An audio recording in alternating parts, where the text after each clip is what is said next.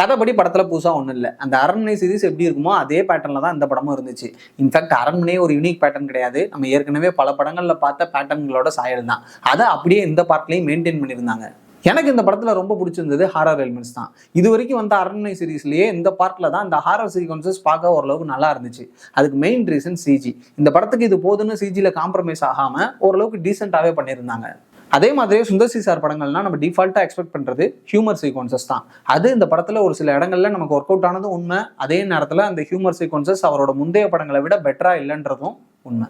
Screen place 2.5 மணி நேரம் படம் கண்டிப்பாக போர் அடிக்காது. ஈவன் அடுத்தடுத்து என்ன நடக்க போகுதுன்றதை நம்ம ஈஸியாக ப்ரெடிக்ட் பண்ணாலும் கடைசி வரைக்கும் ஸ்க்ரீன் பிளேவை எங்கேஜிங்காக மெயின்டைன் பண்ணியிருப்பாங்க. அதே நேரத்தில் சூப்பர் பவர் இருக்கிற பேய்கிட்ட ஐடென்ட் சீக் விளையாடுறது, முடியாமல் படுத்து கிடக்கிற குழந்தைய ரூமை மாற்றி படுக்க வச்சு பேயை டிவியேட் பண்ணுறது, பேயை அடியால வச்சு இன்னொரு பேயை அடிக்கிறதுன்னு இதெல்லாம் பார்க்க ரொம்ப சில்லியாக இருந்தாலும் அட் லாஸ்ட் படம் என்டர்டெய்னிங்காக இருக்குன்றது தான் உண்மை.